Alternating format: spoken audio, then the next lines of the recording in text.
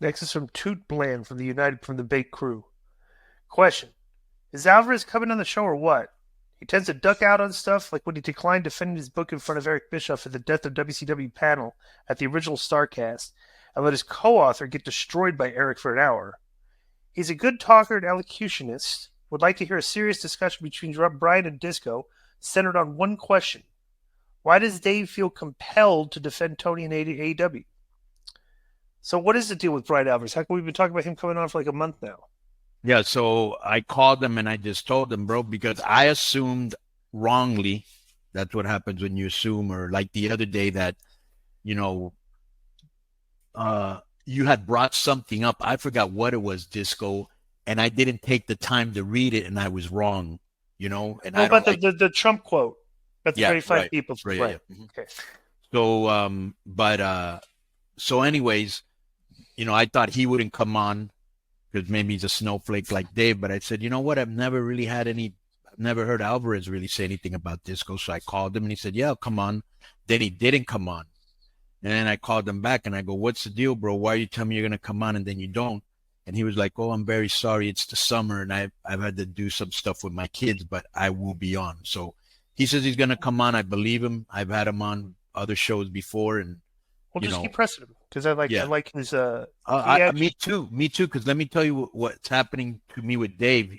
I think we were in the same tweet, and right. I saw that. Yeah. I put Where something Dave like, was saying just making fun of the Tony Storm angle and right. saying, "Oh, for all you people that." Here was basically what he's saying, to paraphrase, for all you people that Can think you that find it, Joe? AEW doesn't have storylines, it's Is that the basically one? what he Is was that the saying, one with the right? tattoo? The tattoo story? No, the Mina Shirakawa, the Mariah May, the Tony Storm, the whole Okay, okay. storyline. Yeah, And the thing. we've actually said that. Me and Disco actually asked a question. I think on the same thread or Well, something, right? no. Somebody tweeted about Brian's take on it. You listened Right. to Brian's take on it, and he was talking about, the angle is stupid, like a week before. Can you read She it so tried. people know? Because I thought it was I'm, a pretty I'm, good little yeah, I got to scroll through joke. now. Can Disco read it, or do you have it? Disco can because I don't have it yet. I'm looking. Yeah. Well, all you gotta do is look at my tweets, Joe. You don't know my Just looking at profile Dave. list? No, don't go on days. It takes forever to Yeah, find 2 million. things. Yeah, all right. So here we go. Link. I like how Dave goes back and forth with people he doesn't even know, but he won't And it go won't back come and right. forth Yeah. with you, right? Bro, the guy literally. Who he We knows could that have a very. you've never disrespected him on the show. We could have a very entertaining conversation about his positions and how we to disagree with. Right. He'd rather argue with people with 5 followers on Twitter. So like it is what it is. So the Meltzer said what Twitter tweeted Dave to start it. Hey Dave, your co-host doesn't get this Shakespearean storytelling either. I guess that makes him play the clip. look Brian. okay. Play the clip. It's actually a good clip. I think Brian's Brian's he's absolutely right. It's just like yeah. Some guy was trying to explain it to me, an AEW fan, obviously. Oh, well, it's a continuation of a storyline. It wasn't the end. Continuation or not, it sucked. I love it when they try to wrestle-splain us. Right. Like the marks, like the dirt sheet readers are trying to explain things to us. Like we have no clue what's going on. Right. We play it. Exactly. Where you thought Mina had no chance of winning. I mean, I think maybe people were waiting, presuming that Mariah was going to do something, because they've been teasing, like, Mariah's got to make her choice. Like, who is she going to go with? And they do the entire match, and she makes no choice.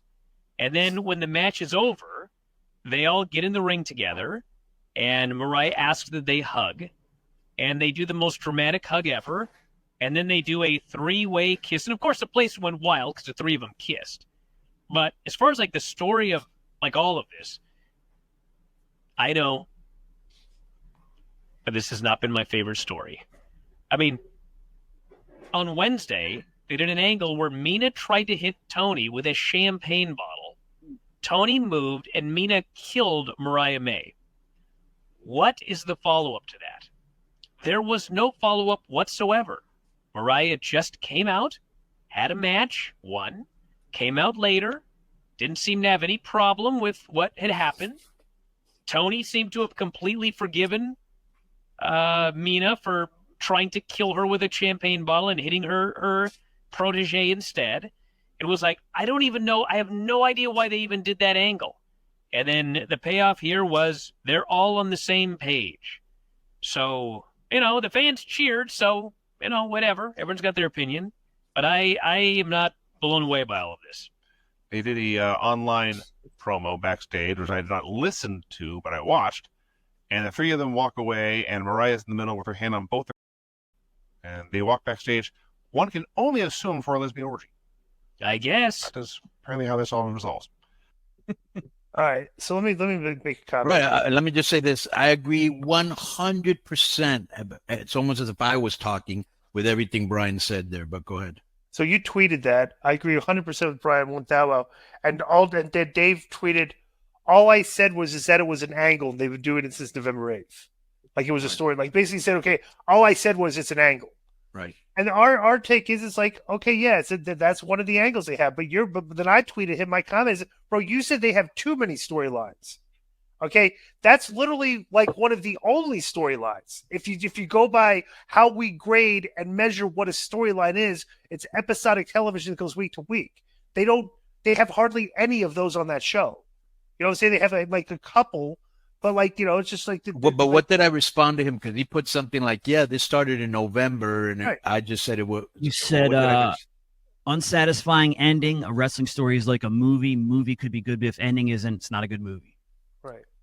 Well, let me make a point about this. The one thing, like we said, and like we actually, our boy Jason Powell tweeted this.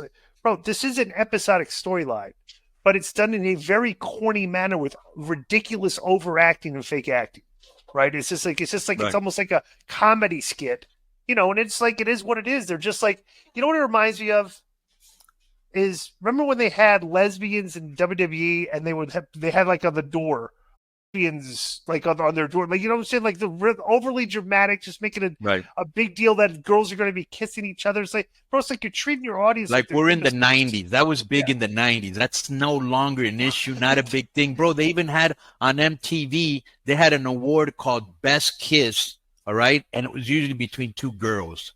That whole, like an ECW when the two girls kissed, that was big back then because you'd never really seen it. Now it's been done to death. And you're still popping over that? Give me a break. Can I ask you a side question here, Disco? Because I was looking at your what is this? What happened here with this referee refusing to shake the guy's hand? What's the story? Okay, well, first of all, he was brutal. Let me just say that referee was brutal. And literally, everybody's talking about corruption, right? They gave the goal to the Bolivia guys. The guy was clearly offsides. Even the VAR was ridiculous. It's like the guy was like a half of a foot was like offsides, right? And they gave it to him. And then after the game, they go up the captain goes up, and the referee. But this is the United States game. United States had just played the year against Uruguay, and Uruguay, yeah. That's what I meant. Uruguay scored. I don't mean Bolivia. Uruguay scored, and after the game, the guy the ref wouldn't shake the captain's hand. Yeah. Because they were complaining the whole match. Bro, there was one thing that was inexcusable. The guy's about to take a yellow card, and these take off with the ball. He was supposed to stop play, and he almost scored. Right. I was like, what are you doing? It was like completely epic fail from the ref. That's not great. But USA team stunk anyway. So did Mexico. USA-Mexico were out. They're supposed to do two the most popular teams that we had. Most of the fans are Mexican and United States fans for this. So it's like, and they're out already. So,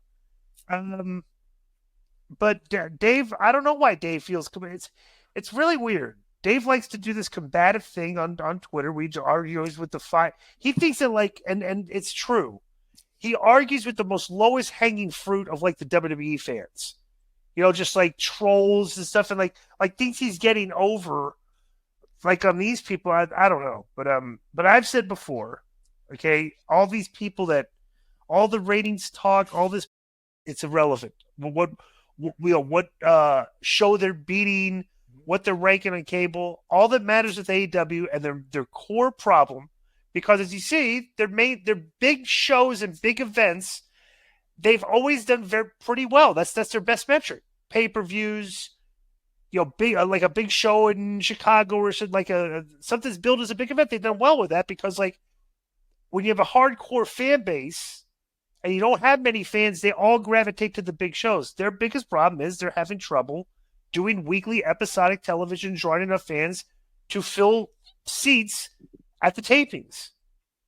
And like trying to constantly talk about other things, that the numbers are good. They just did $1 million gate. They they beat they were number one on cable for the night. It's irrelevant. Your numbers are still poor, and you still only have like 3,000 people at the live TV tapings, and those numbers aren't going up. So measuring yourself against other things, it's like, what aboutism? Okay, you're doing poor. Well, what about they're doing poor too? All right, but you're still doing poor. And we're trying to say that this is reasons you're doing poor, and people attack us for giving the reasons why they're doing poor. I thought what's the most important thing is at the beginning when we were one of the first ones, maybe Cornette was the other one, that was really pointing out the glaring irregularities in the way they run that show, right? All the trying to be relevant, trying to get a Legends contract, all the lazy tropes we've heard before. Right. Right. But now you see a lot of people have joined us now, Of course. Because the honeymoon period's over. A lot of people, including myself, gave them that honeymoon period. Hey, they're just starting, they're new. Let's see what they can do. They got to learn. But they haven't learned much in 5 years. So it's very frustrating. Yo, what's up? I just want to thank you guys for watching this clip. Don't forget to hit the like button, leave a comment, and subscribe. And join our YouTube membership for hours and hours of exclusive, unedited, uncensored content. And being a member will help you get involved in our upcoming live streams. Thank you for your support. Thank you for riding with us. I know you got a lot of other podcast choices, be it wrestling or other ones. And thank you for picking us. Boom.